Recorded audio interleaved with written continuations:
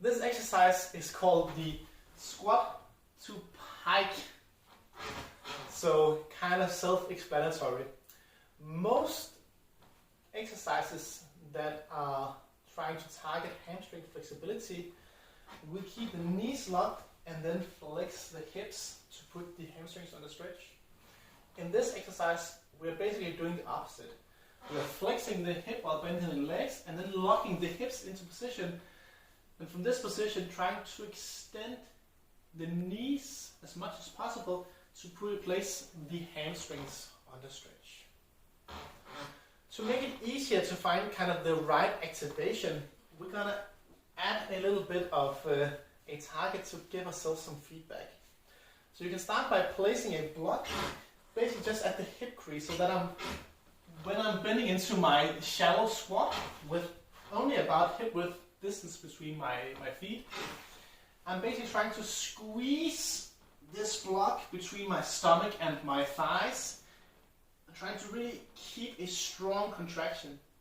And it's best with a soft block for this, because it's actually nice and you can feel like that it kind of gives a little bit, that you're able to compress it a bit.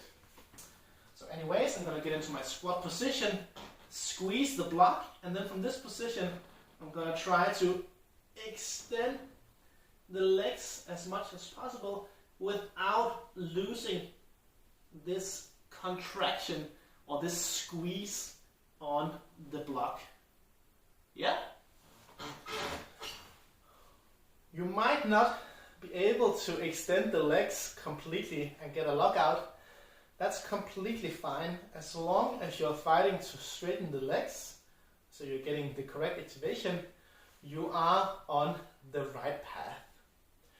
Eventually, to make the exercise harder, if you are able to perform the prescribed reps with a strong contact with the block throughout, we can reduce the size of the object. So we could instead use a pillow, for example.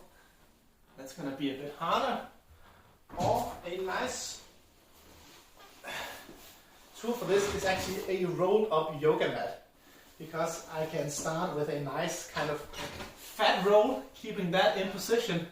But if I want to make it a bit harder for myself, I can just make the roll a little bit less fat and try to keep that locked in as I extend my legs. Another thing that we can add just to spice it up a little bit is a bit of weight in the hands. This is actually gonna help you and make it slightly easier to lock into position, which is completely fine. So if I'm doing the block variation, I'm gonna lock that into place, and now as I extend my legs, the weight is just gonna help pull me into position, actually making it slightly easier to get into position. That's fine. It's still very much worth it, and I usually recommend starting with just a bit of weight, just enough so it actually feels like it's helping you. Then go through the progressions, and once you can keep kind of the squeeze with maybe the yoga mat rolled up a few times, then we can progress on to doing it maybe without the weights on it.